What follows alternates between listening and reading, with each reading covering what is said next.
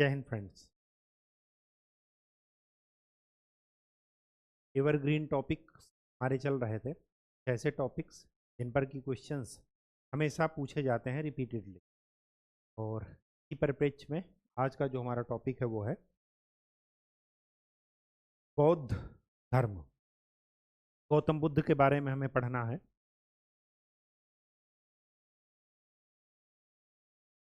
ज्ञानी नहीं बनना है, जो चीज़ें पूछी गई हैं इन्हीं के बारे में थोड़ा बहुत बस कंसाइज वे में एक दो पेज के नोट्स बना लेने हैं और इन्हीं से चीज़ें क्या होती हैं, रिपीट होती हैं। तो चलिए स्टार्ट करते हैं। हेडिंग डाल लीजिएगा, बौद्ध धर्म।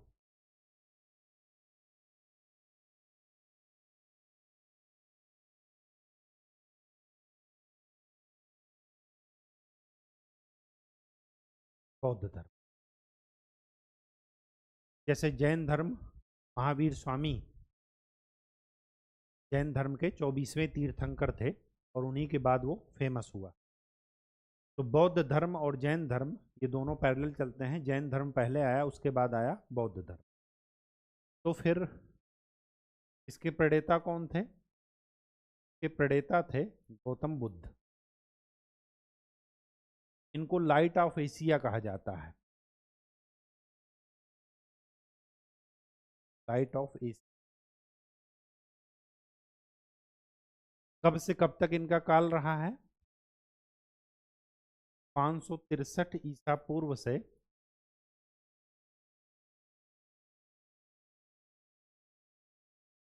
483 ईसा पूर्व तक। ईसा पूर्व पहले पीछे चलता है, आगे नहीं चलता। और यहां से यहां तक में कितने साल हो गए? 80। जैन धर्म में अगर महावीर स्वामी का याद हो तो 72 वर्ष तक वो वे जीवित थे। तो ये कितने वर्ष तक जीवित हैं? 80 वर्ष। ठीक, पहली चीज तो ये ध्यान में, जन्म और मृत्यु। इसके बाद जन्म कहाँ हुआ था? जन्म कहाँ हुआ? नेपाल में एक जगह है, आज के नेपाल में, लुम्बिनी। लुम्बिनी के पिता शुद्धोधन।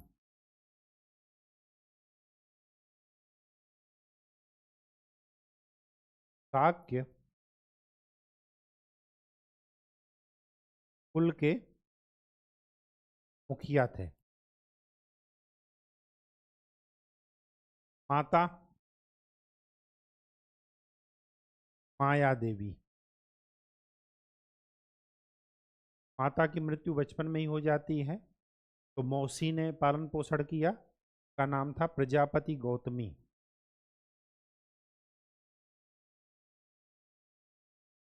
ये इनकी मौसी थी।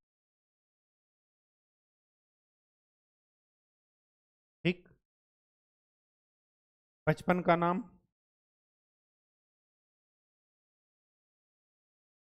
बचपन का नाम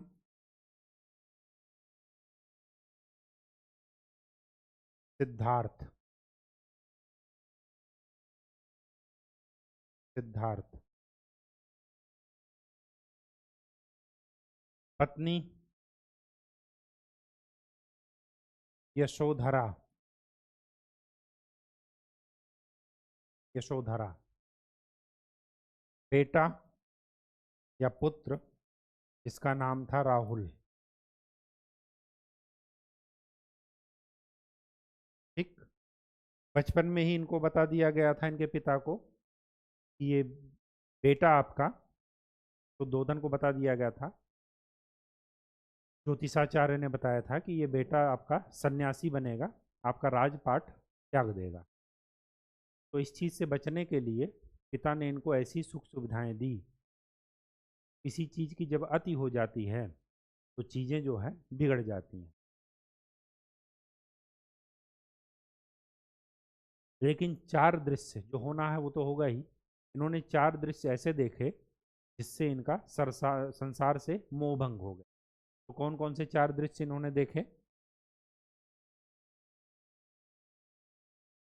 चार दृश्य इन्होंने देखे। एक तो बूढ़ा आदमी देखा, बूढ़ा आदमी, एक बीमार आदमी, दूसरा एक मृत व्यक्ति या शव, और चौथा एक सन्यासी। और देखा कि ये जो है इनको कोई चिंता नहीं, ये मस्त मौला हैं, बाकी सब लोग क्या हैं, दुखी हैं। अब जब ऐसा इन्होंने देखा तो क्या किया, 29 वर्ष की आयु में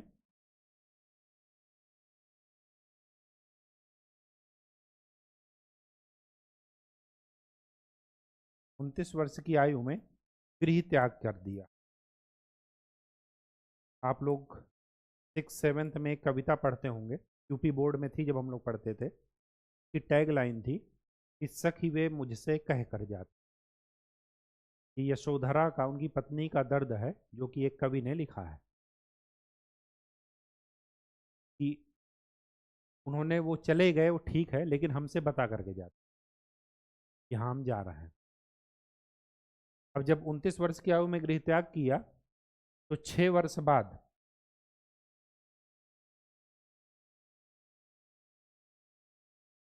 पीपल के वृक्ष के नीचे, जिसको आप बोधि वृक्ष कहते हैं,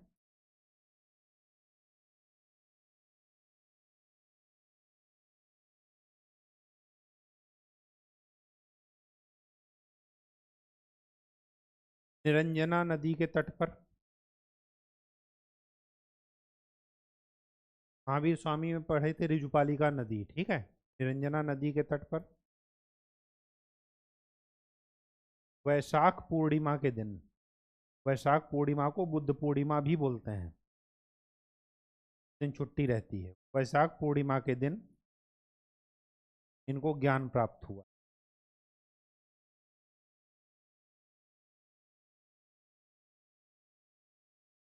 6 वर्ष तक इन्होंने तपस्या की,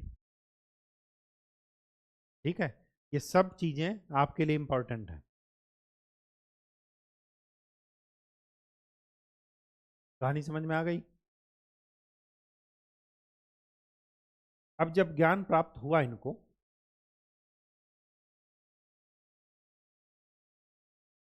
तो एक तो इन्होंने स्वयं से तपस्या करके प्राप्त किया, एक और इनके गुरु थे, वो थे आलार कलाम। वो किससे प्रेरित थे, सांख्य दर्शन, सांख्य दर्शन के आलार कलाम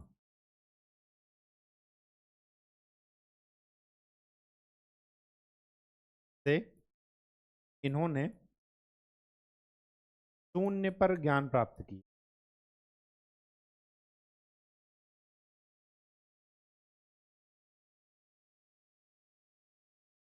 और यही इनके प्रथम गुरु थे, आलार कलाम।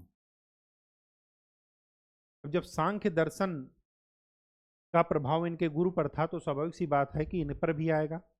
तो सांख्य दर्शन से इन्होंने कौन सा विचार ग्रहण किया, सांख्य दर्शन से इन्होंने विचार ग्रहण किया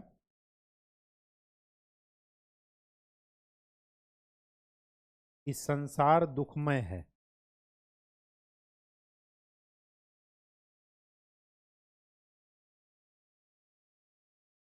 ये विचार सांख्य दर्शन से लिया गया,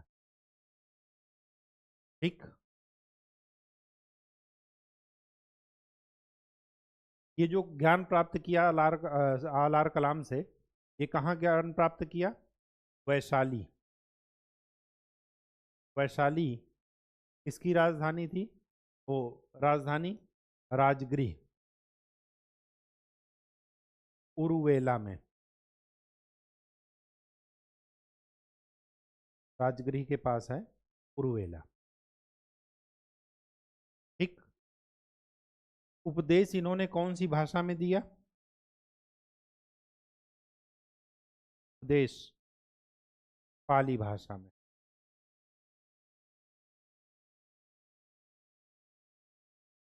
पाली भाषा में कौन कौन से महाजनपद, आपने 16 महाजनपद पढ़े होंगे, तो कौन कौन से महाजनपद बुद्ध से रिलेटेड है? तो एक तो है कौशल, वैशाली और कौशाम्बी।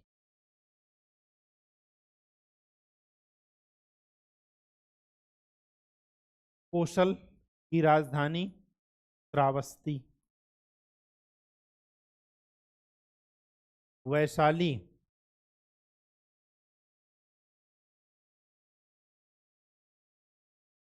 कौन से महाजनपद की राजधानी है? वज्ज की।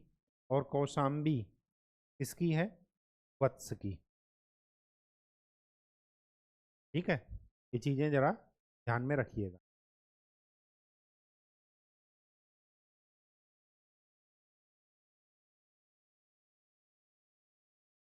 ठीक, जो कौशल की राजधानी श्रावस्ती है, यहाँ पर अंडरलाइन कर लीजिए। क्यों? क्योंकि श्रावस्ती का लिए ये फेमस है कि सबसे ज्यादा उपदेश इन्होंने श्रावस्ती में।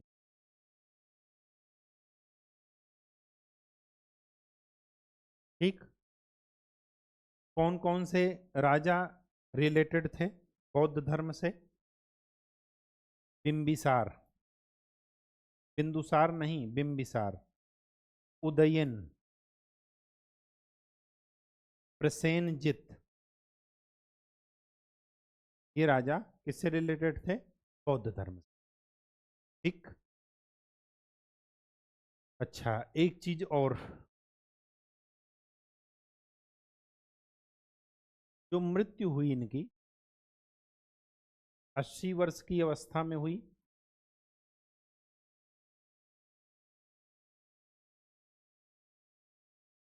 कहाँ पर? कुशीनगर। कुशीनगर को कहीं पर आपको ये भी मिला, लिखा मिलेगा कुशीनारा। ठीक है, चुंद द्वारा अर्पित भोजन से इनको रक्तातिसार हुआ। ठीक, देवरिया के पास है ये। और शासक कौन थे जब इनकी मृत्यु हुई? मल्ल शासक के अधीन था कुशी। ठीक है, ये भी चीजें आप ध्यान में रखिएगा। नेक्स्ट, ये एक फेज था जिसमें इनके जीवन के बारे में बताया गया। दूसरा फेज ये है कि इनके जो विभिन्न घटनाएं हैं, जन्म हुआ, मृत्यु हुआ, इसको कुछ ना कुछ सिंबल से डिनोट करते हैं। तो सिंबल आपसे पूछा जाएगा। तो जन्म को किस प्रतीक से डिनोट करते हैं? कमल व सांड, बैल। ठीक, ये डिनोट करता है क्या? इनके जन्म को। गृह त्याग, जब ये घर छोड़ करके गए राजपाट, तो इसको डिनोट करते हैं घोड़े से, घोड़ा। ज्ञान, पीपल के पेड़, या इसी को बोलते हैं बोधि वृक्ष। बोध गया वहीं पर है ये। ठीक है, इसके बाद प्रथम उपदेश। प्रथम उपदेश को बोलते हैं धर्म चक्र प्रवर्तन।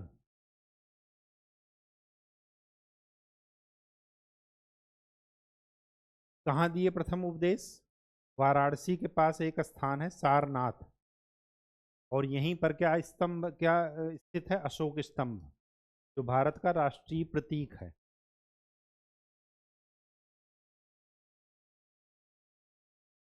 निर्वाण, पद चिन्ह, मृत्यु, स्तूप,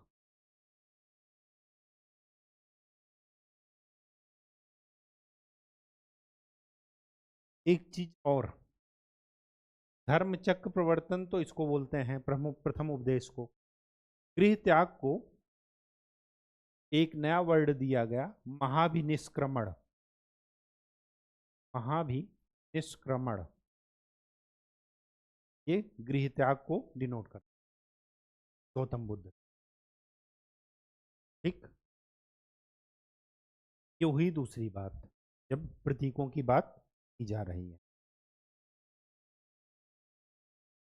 नेक्स्ट बात यह है कि बुद्ध ने क्या किया, जो उपदेश दिए उसके लिए 3 ग्रंथ में उनको क्या कर दिया गया, समेटा गया। तो उसको क्या बोलते हैं, त्रिपिटक।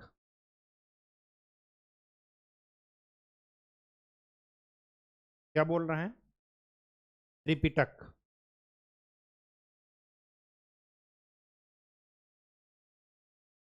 त्रिपिटक,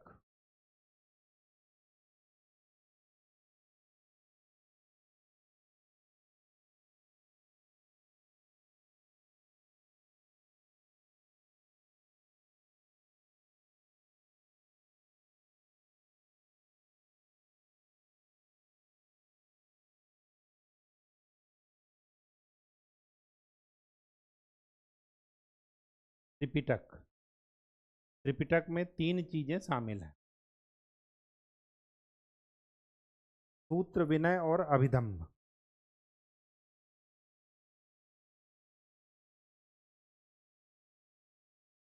सूत्र, विनय और अभिधम्म।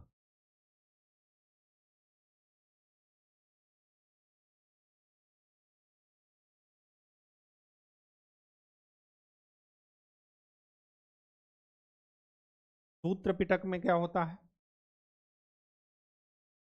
धार्मिक सिद्धांतों को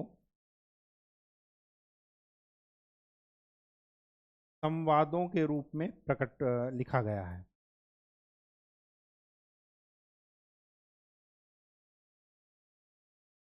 विनय पिटक में क्या होता है, जो बौद्ध धर्म से संबंधित भिक्षु और भिक्षुणी हैं,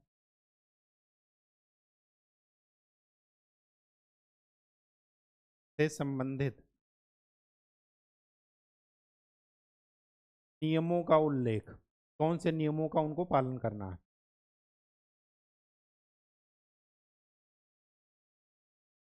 साथ में प्लस, अगर ये नियम तोड़ते हैं तो उस अनुशासन को बनाए रखने के लिए क्या दंड की व्यवस्था है, कि अगर नियम तोड़ते हैं तो उनको क्या दंड मिलना चाहिए, प्लस अनुशासन या संघ के नियमों को तोड़ने पर दंड की व्यवस्था।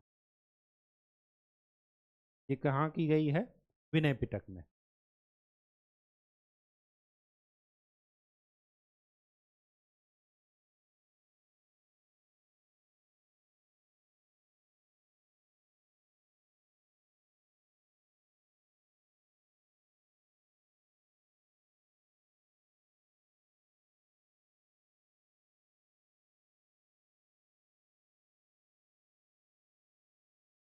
अभिधम में क्या है, सूत्र पिटक में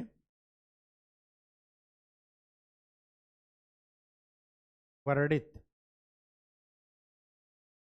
सिद्धांतों के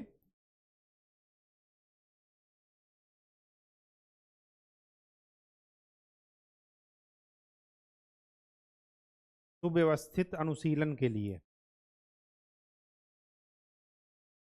पालन के लिए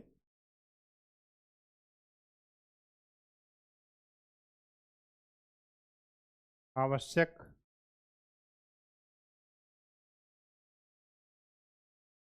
युक्तियों के सारांश और प्रणाली, ये अभिधम्म पिटक में है। धम्म का मतलब क्या होता है ये भी जान लीजिए ताकि आपको कंफ्यूजन ना हो रहा है। धम्म का मतलब होता है नैतिक उपदेश।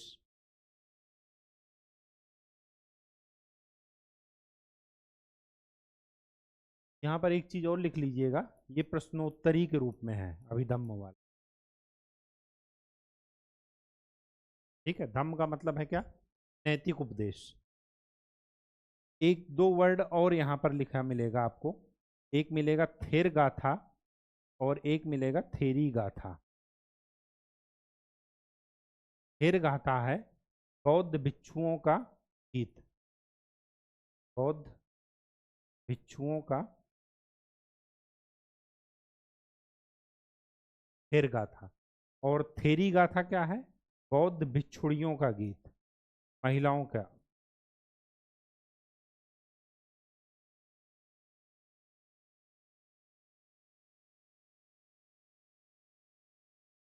कुछ चीजें बौद्ध और जैन धर्म में कॉमन है। कौन कौन सी चीजें कॉमन है, एक तो अनीश्वरवादी हैं दोनों लोग, अनीश्वरवादी, ईश्वर को नहीं मानते, बौद्ध एंड जैन दोनों।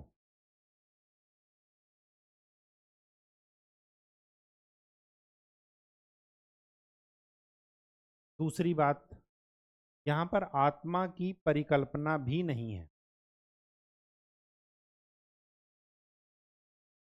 ये भी थोड़ा इंपॉर्टेंट है। आत्मा की परिकल्पना भी नहीं है। क्या पुनर्जन्म की मान्यता है, बिल्कुल है,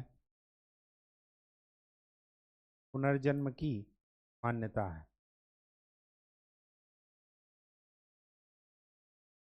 अगर संसार दुखमय है, ये उन्होंने सांख्य दर्शन या उपनिषद से ये चीज लिया है, तो उस दुख का कारण क्या है, तृष्णा, लालच।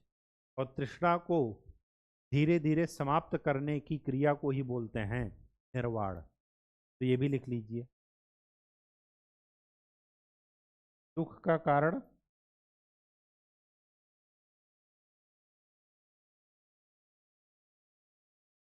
तृष्णा, और तृष्णा के क्षीण हो जाने को बोलते हैं निर्वाण। क्या बोलते हैं, निर्वाण।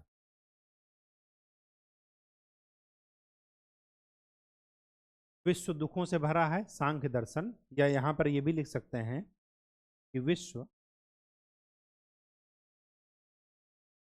दुखों से भरा है, या विचार कहाँ से आया, उपनिषद से। सांख्य दर्शन या उपनिषद, जो भी आपको आंसर में लिखा हो आप उस पर टिक कर लीजिए। ठीक है, ये चीजें जरा ध्यान में रखिएगा। एक चीज और यहीं पर बता देते हैं, बौद्ध धर्म को मानने वाले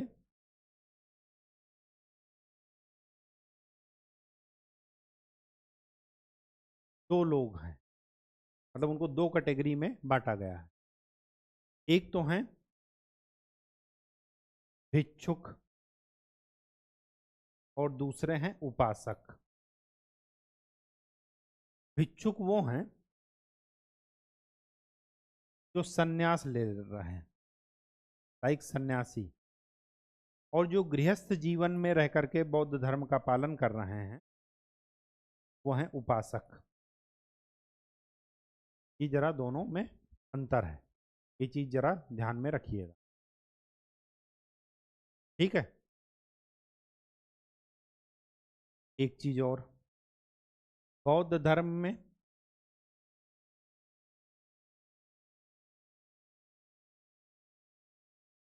बौद्ध धर्म नहीं, बौद्ध संघ लिखिए, धर्म में नहीं। बौद्ध संघ में सम्मिलित होने की न्यूनतम आयु जो निर्धारित की गई थी वो की गई थी 15 वर्ष। ठीक है।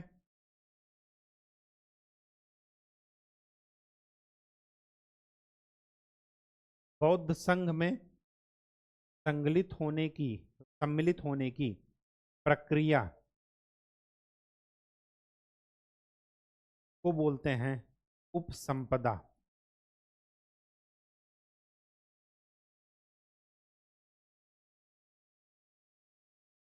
बौद्ध धर्म के 3 रत्न, ये बहुत पूछा जाता है।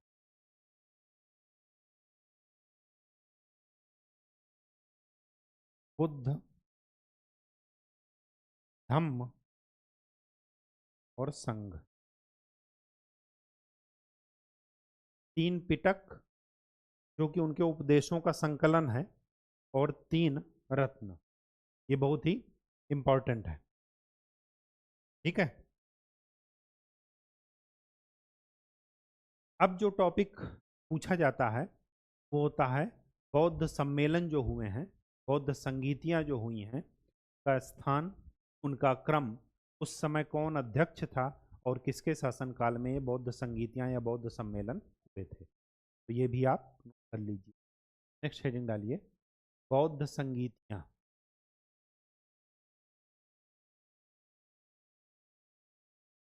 संगीतियों का मतलब सम्मेलन और कुछ नहीं। बौद्ध संगीत, 4 संगीतियां टोटल हुई हैं। फर्स्ट, सेकंड,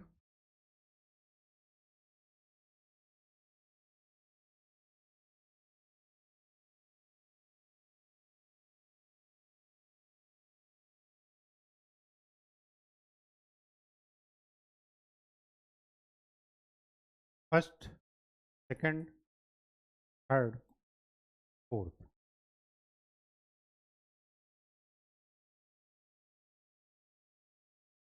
फर्स्ट जो हुई है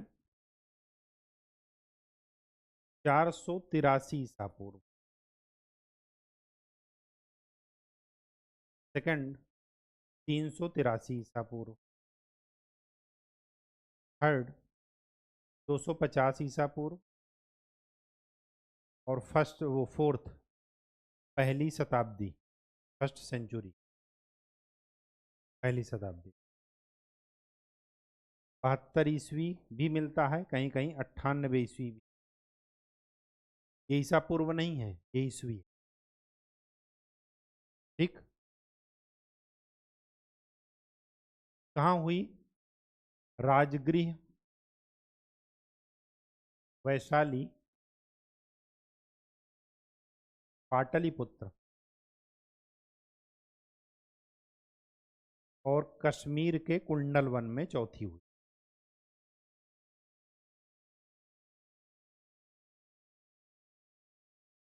RVPK के कोड से मैंने भी याद किया है, वही आपको बता रहा हूँ, बाकी आप न्यूमोनिक्स कुछ भी बना सकते हैं। ठीक। अच्छा, उस समय अध्यक्षता किसके पास थी? यहाँ पर थी अध्यक्षता किसके पास? महाकश्यप। यहाँ पर थी सुबाकामी या सबाकामी। यहाँ पर मोगलीपुत्र तिस।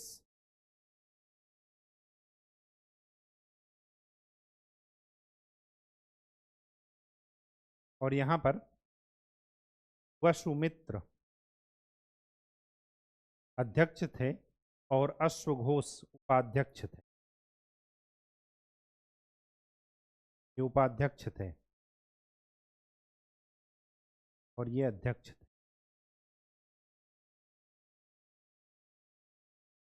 ठीक। किसके शासनकाल में हुई थी? ये हुई अजात शत्रु, पहला वाला। इनके कोई शत्रु नहीं था, इसी वजह से इनका नाम अजात शत्रु पड़ा। सेकंड हुई कालाशोक। चौथी हुई अशोक। और सॉरी, तीसरी हुई अशोक और चौथी हुई कनिष्क। ठीक। अब आपको ये ध्यान में रखना है कि चौथी में अभी तक बुद्ध के उपदेश किसमें थे? पाली भाषा में, जो कि सामान्य भाषा थी, लोगों की सामान्य जनजीवन की भाषा थी। चौथी में क्या हुआ? संस्कृत भाषा को अपनाया गया और यहीं पर बौद्ध धर्म दो संप्रदायों में बट गया।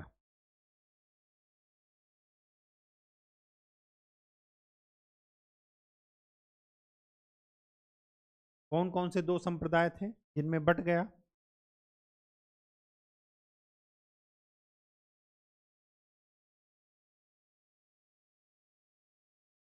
बौद्ध धर्म के दो संप्रदाय,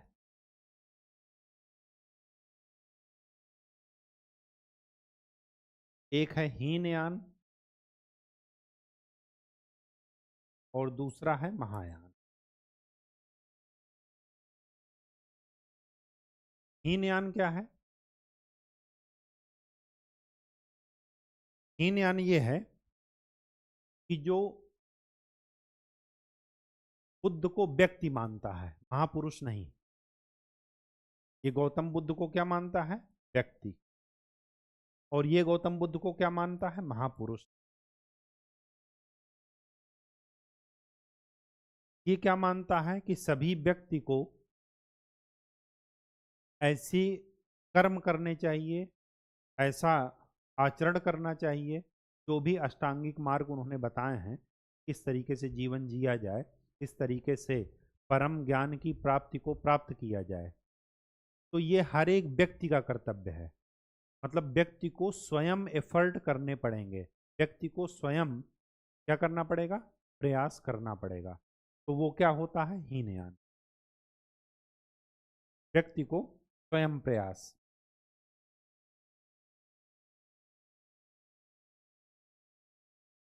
व्यक्ति को स्वयं प्रयास करना है और स्वयं प्रयास करके निर्वाण की प्राप्ति करना है। तो इनका जो कॉन्सेप्ट है वो है अरहत। ज्ञान प्राप्त करके अरहत हो जाओ। यहां पर क्या है कि स्वयं नहीं करना है, बुद्ध को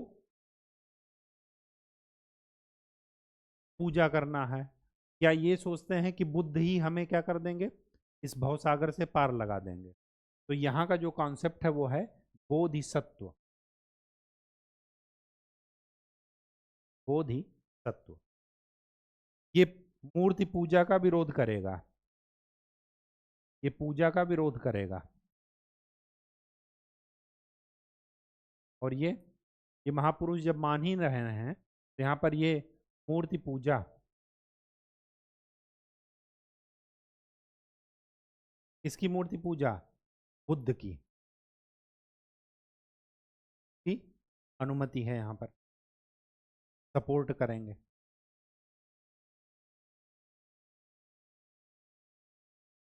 ठीक।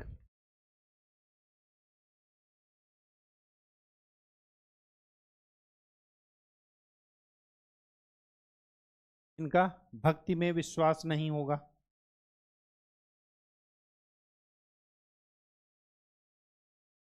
इनका भक्ति में विश्वास होगा तभी तो ये पूजा करेंगे।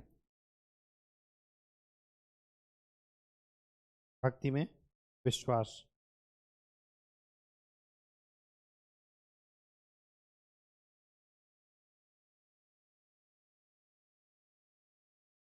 एक चीज उल्टी हो गई। हाँ, एक ही जगह आए। ये व्यक्ति या महापुरुष, और ये को देवता मानेंगे बुद्ध को। ये थोड़ा एक बार करेक्ट कर लीजिए। ठीक है।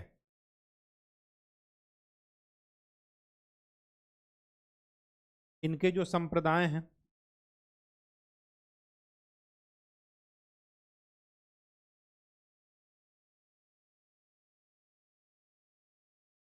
दो हैं, वैभाषिक और सौत्रांतिक। सौत्रांतिक इनके जो संप्रदाय हैं ये आगे भी विभाजित हुए दोनों लोग।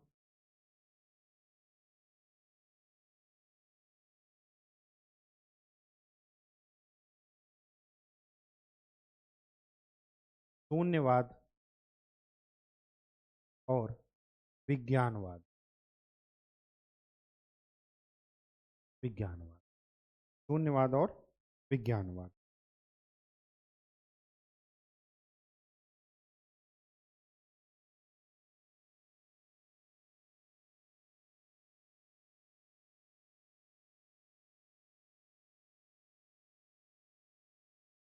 हीनयान को मानने वाले भिक्षु, क्योंकि ये स्वयं इफर्ट कर रहे हैं, और इनको मानने वाले उपासक। महायान को मानने वाले ये भक्ति की उपासना कर रहे हैं। भक्ति इनके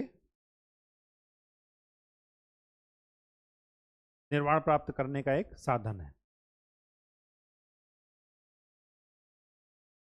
इनका जो इनको हीनयान को मानने वाले कौन कौन से देश हैं?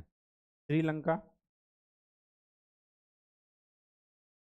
बर्मा, म्यांमार और जावा। महायान को मानने वाले जापान, चीन, दक्षिण Korea, Tibet, Taiwan, Bhutan, Mongolia, Singapore. और यहीं से आपको दिख रहा होगा ये अधिकतर क्या हैं? डेवलप्ड हैं। तो ये हीन तो नहीं रहेंगे, ऐसे आप ध्यान रखिएगा। ये क्या रहेंगे? महायान की श्रेणी में आएंगे। इस पर यूपीएससी ने एक बार क्वेश्चन पूछा कि जापान में जो है महायान है या हीन है। ठीक, तो आपको ध्यान में रखना है। ये क्वेश्चन पूछा जाता है कि अरहत किसका कॉन्सेप्ट है, हीनयान या महायान का? बोधिसत्व किसका कॉन्सेप्ट है? बताए है ना? हाँ बताएं। ठीक, ये सारी चीजें इंपॉर्टेंट हैं। ठीक है,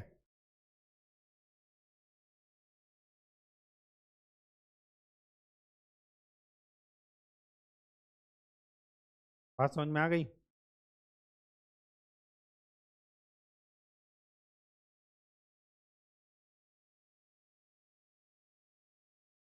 एक चीज और यहां पर नोट कर लीजिए। बौद्ध ग्रंथ और रचनाकार।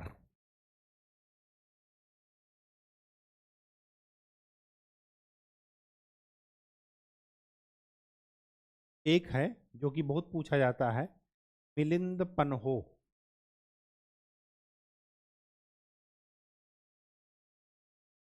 नागसेन। नागसेन और राजा मिलिंद का इसमें क्या है? संवाद का वर्णन है। ये बहुत पूछा गया है। ठीक, बुद्ध चरित और सौंदरानंद। ये है अश्वघोष की कृति। अश्वघोष इसके रचनाकार हैं। माध्यमिक करिका।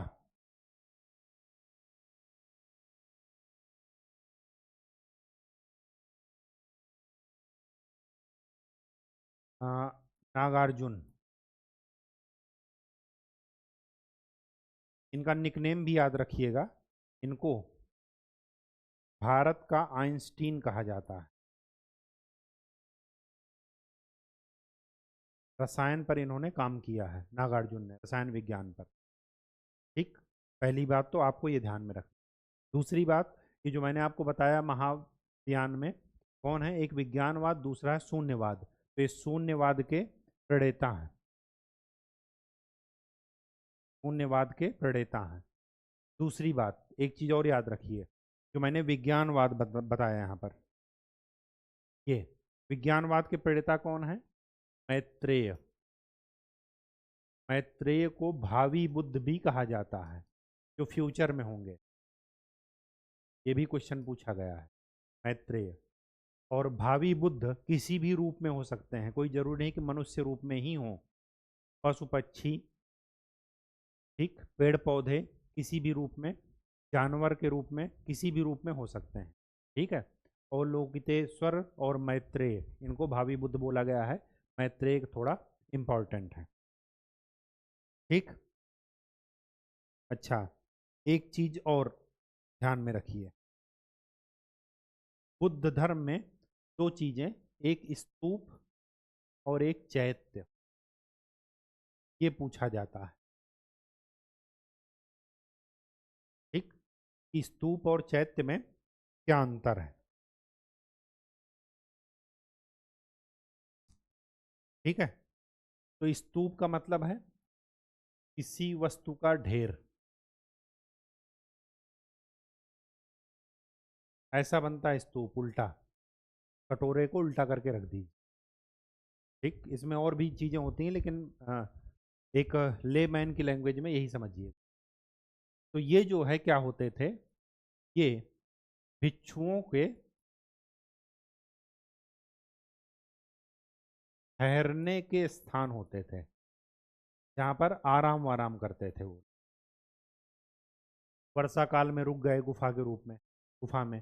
चैत्य क्या थे, ये उपासना के केंद्र थे। ये पूछा गया है क्वेश्चन। ठीक है। तो ये जरा ध्यान में रखिएगा, चैत्य क्या थे, उपासना के। ठीक।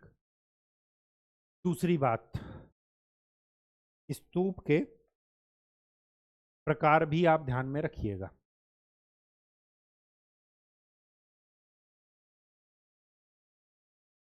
स्तूप के प्रकार, पहला शारीरिक, दूसरा पारिभौमिक, तीसरा उद्देशिका, और चौथा पूजार्थक। पूजार्थक।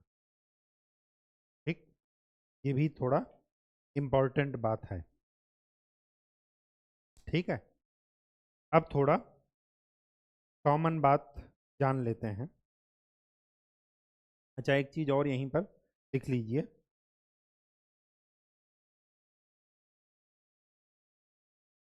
प्राचीन काल में बौद्ध शिक्षा के केंद्र, बौद्ध शिक्षा के केंद्र, तीन केंद्र इंपॉर्टेंट हैं। नालंदा, किसके लिए इंपॉर्टेंट है, महायान शाखा के लिए। गुजरात में एक स्थान है वल्लभी, गुजरात में। नालंदा कहाँ है, नालंदा यूनिवर्सिटी बिहार में। तो वल्लभी किसके लिए है, हीनयान के लिए, हीनयान का केंद्र था। और एक तीसरा था विक्रमशिला। ये तीन केंद्र थे बौद्ध का, प्राचीन काल में बौद्ध शिक्षा के तीन केंद्र। ठीक।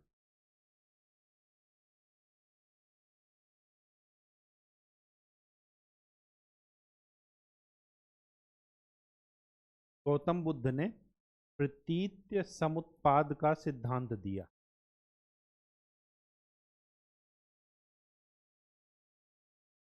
प्रतीत्य समुत्पाद को आप ऐसे ध्यान रखिएगा, थ्योरी ऑफ कॉसेशन, कार्य कारण का सिद्धांत। संसार में कोई भी घटना हो रही है तो उसका कुछ ना कुछ कारण होगा, वो किसी न किसी कार्य का परिणाम होगा। ठीक है। ये इन्होंने दिया प्रतीत्य समुत्पाद का सिद्धांत। इनका एक और सिद्धांत फेमस है, हाँ, मध्यमा प्रतिपदा का सिद्धांत। मध्यम मार्ग। ठीक है, एक्सट्रीम नहीं सोचना है, बीच का रास्ता निकालना है। क्षणिकवाद,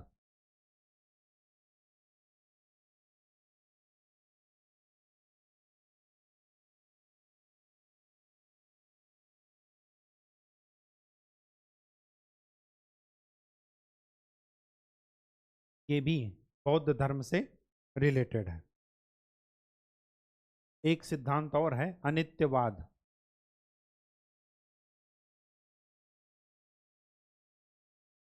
नित्यवाद का, ठीक है, तो प्रतीत्य समुत्पाद, मध्यमा प्रतिपदा, क्षणिकवाद और अनित्यवाद, ये सब सिद्धांत बौद्ध धर्म से रिलेटेड है। ठीक,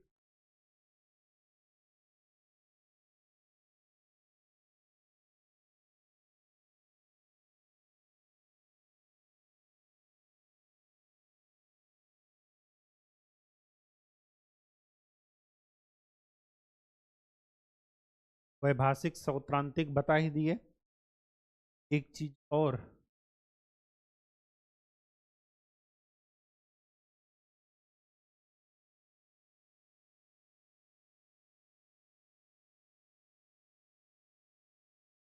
जातक कथाएं, ये भी नोट कर लीजिए। जातक कथाएं, ये गौतम बुद्ध के पूर्व जन्म की कहानी है।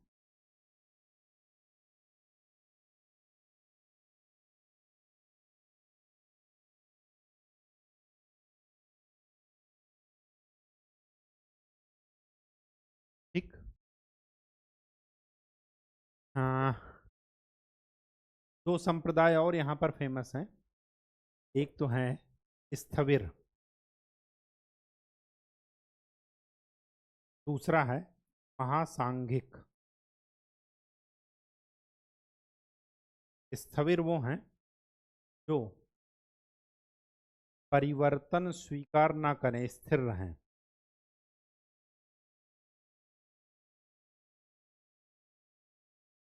और महासांघिक क्या है? जो परिवर्तन स्वीकार करें।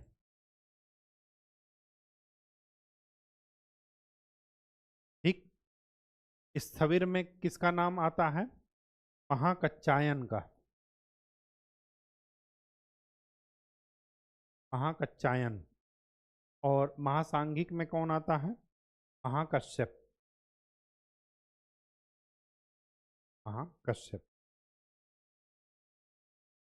ठीक,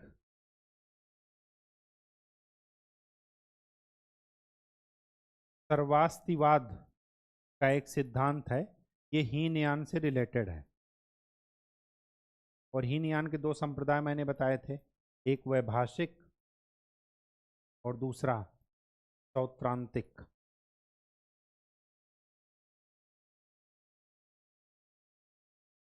वैभाषिक फेमस हुआ कश्मीर में।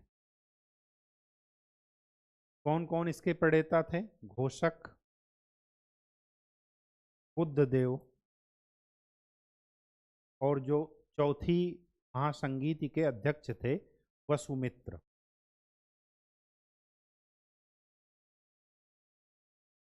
सौत्रांतिक सुत्त पिटक पर आधारित है।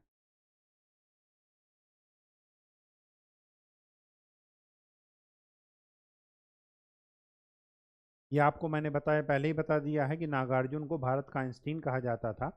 और ह्वेन सांग ने नागार्जुन को संसार के 4 महाशक्तियों में से एक बताया था। ठीक, 4 मार्गदर्शक शक्तियों में से एक कहा था। ये भी आप लिख लीजिए। नागार्जुन किसके प्रणेता थे? शून्यवाद के। रचना इनकी क्या है? माध्यमिक कारिका। माध्यमिक कारिका। नागार्जुन की तुलना मार्टिन लूथर किंग से की जाती है।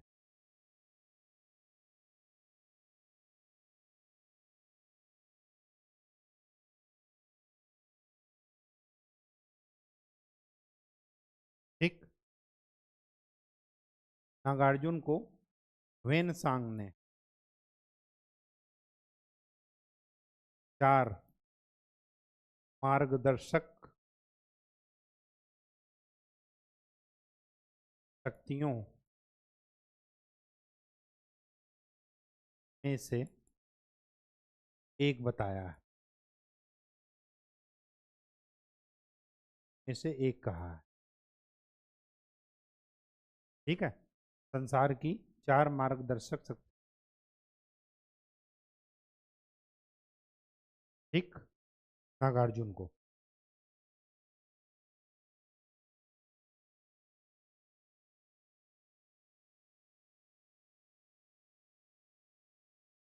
एक चीज यहीं पर और नोट कर लीजिए, वज्रयान एक शाखा थी बुद्ध धर्म की। वज्रयान 8वीं शताब्दी में लोकप्रिय हुई।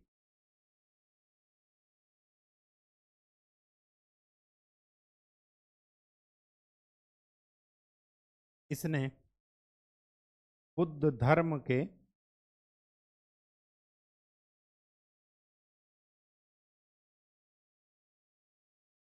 पतन का मार्ग प्रशस्त की। इतना ज्यादा कठोरता आ गई पालन करने में कि जो बुद्ध ने कहा था, नहीं कहा था, उसको भी ये लोग कठोरता से पालन करने लगे। ठीक,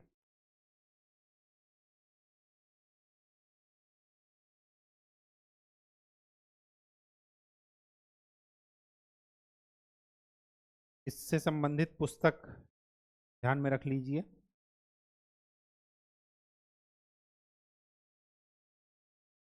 आर्य मंजूश्री,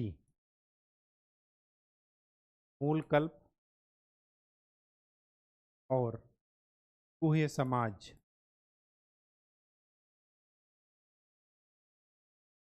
ठीक, ये वज्रयान से संबंधित पुस्तक है।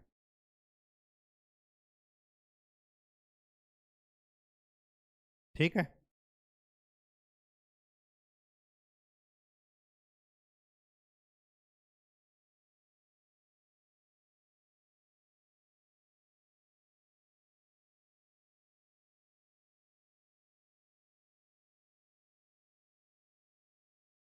सांसारिक सुखों के संबंध में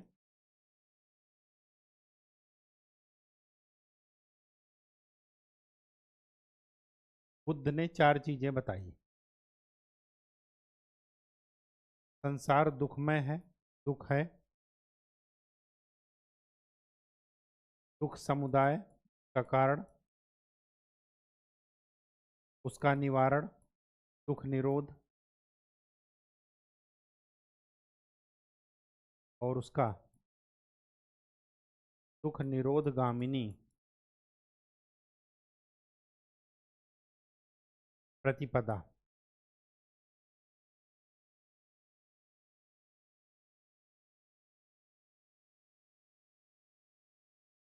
ठीक,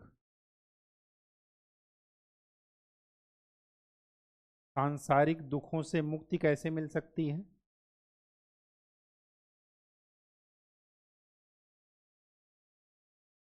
मुक्ति का एक रास्ता है जिसको उन्होंने बताया अष्टांगिक मार्ग। अष्टांगिक मार्ग क्या है? सम्यक दृष्टि, सम्यक वर्ड लगाते चलिएगा, सम्यक दृष्टि, सम्यक संकल्प, सम्यक वाक, सम्यक कर्म, सम्यक आजीव, सम्यक व्यायाम। 3 2 5 व्यायाम, सम्यक स्मृति, सम्यक समाधि। हो गए 8। सम्यक दृष्टि, सम्यक संकल्प, सम्यक वाक, सम्यक कर्म, सम्यक आजीव, सम्यक व्यायाम, सम्यक स्मृति, समाधि। ठीक, ये थोड़ा इम्पॉर्टेंट है चीजें, डरिएगा नहीं, 1 2 बार लिखिएगा, अपने आप चीजें याद हो जाएंगी, क्योंकि बुद्ध धर्म में इससे ज़्यादा नहीं पढ़ना है। ठीक है, 3 4 पेज का नोट्स बनेगा। निर्वाण प्राप्ति को सरल बनाने के लिए, आसान बनाने के लिए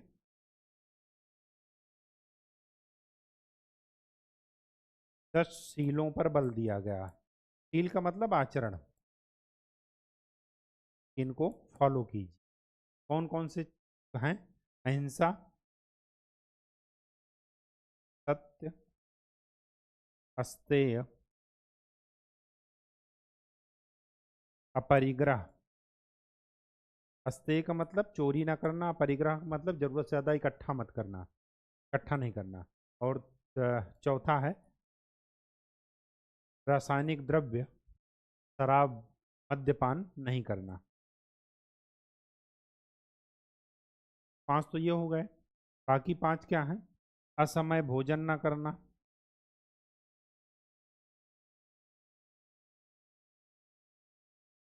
ज़्यादा आरामदायक बिस्तर पर ना सोना, नहीं तो आलस से करेंगे। धन संचय ना करना,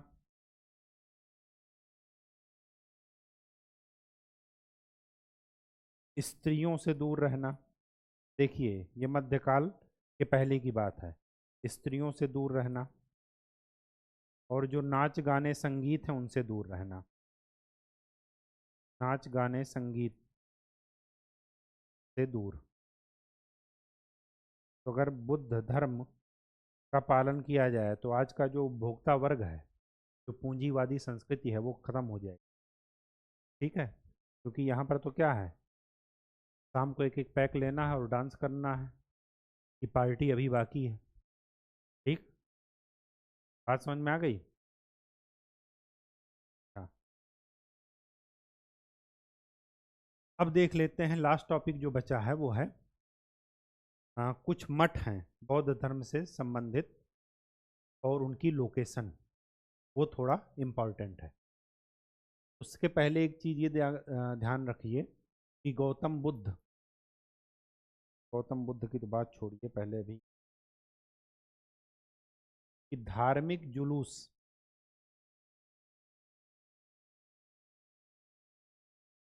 का प्रारंभ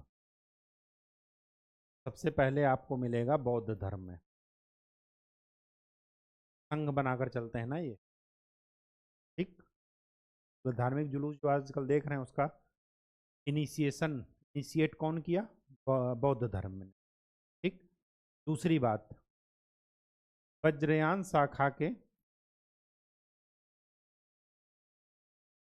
एक संत हैं, और संत क्या यहाँ पर बौद्ध भिक्षु कहेंगे, पद्म संभव, हिमाचल प्रदेश के रेवाल झील में इनकी जो है 123 फीट की प्रतिमा है, स्टैचू। ये जरा ध्यान में रखिएगा। पद्म संभव किससे रिलेटेड है ये? वज्रयान शाखा से। ठीक, अब देख लेते हैं क्या मठ और स्थिति।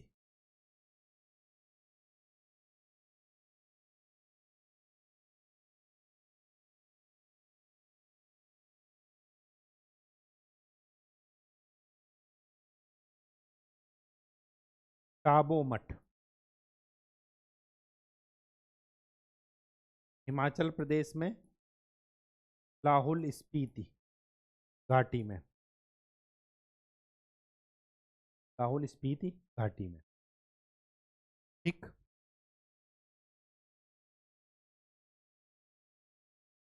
नामग्याल मठ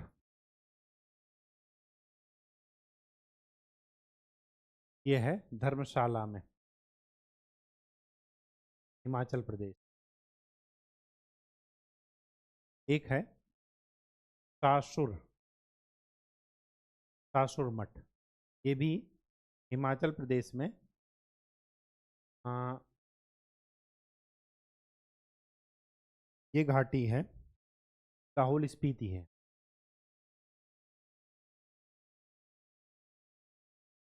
लाहौल स्पीति। ये 3 तो हो गए हिमाचल प्रदेश में। इसके बाद 2 हैं J&K में, हेमिस और थिकसे। ये दोनों हैं लद्दाख। हेमिस नेशनल पार्क भी है, आप सुने होंगे, ठीक है, J&K में।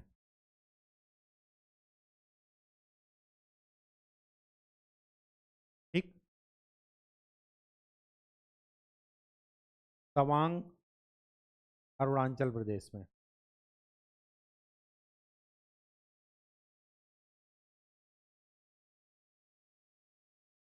के बाद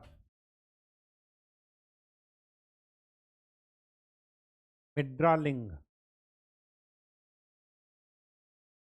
देहरादून उत्तराखंड में। ठीक। रूमटेक गंगटोक सिक्किम।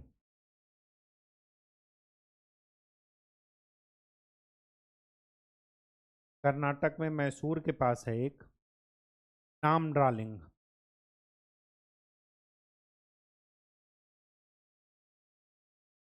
मैसूर कर्नाटक। इसके बाद है एक बोधिगंडा बोधिमंडा बोध गया बिहार।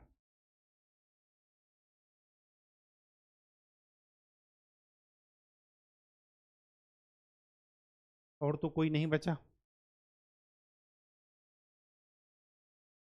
ठीक है, हो। तो ये था आपका बौद्ध धर्म। बहुत ही इंपॉर्टेंट है जैन और बौद्ध धर्म, और सबसे बड़ी बात यह है कि इनसे रिपीटेडली क्वेश्चन ही पूछे जाते हैं, यही बस 4-5 तरीके। कब मृत्यु, इनके पिता का नाम, माता का नाम, ठीक, किससे रिलेटेड थे माता पिता, कोई मुखिया था, कोई चेटक की बहन था, तो ये सारी चीज़ें। और बौद्ध धर्म से ये मिलिंद पन्हो वाला क्वेश्चन बार बार पूछा गया है, कई बार पूछा गया है। तो 4-5 पेज के नोट्स हैं इनके, और इनको उठते बैठते सोते जागते याद कर डालिए। जिस भी तरीके से बौद्ध संगीतियाँ हुआ, ये सारी चीज़ें आपके लिए इम्पोर्टेंट। तो आज के लिए इतना ही। नेक्स्ट लेक्चर में हम लोग नए टॉपिक के साथ मिलेंगे। तब तक के लिए खूब अच्छे से पढ़ाई कीजिए, PYQ जरूर सॉल्व कीजिए और चीज़ों का रिवीजन कीजिए। धन्यवाद।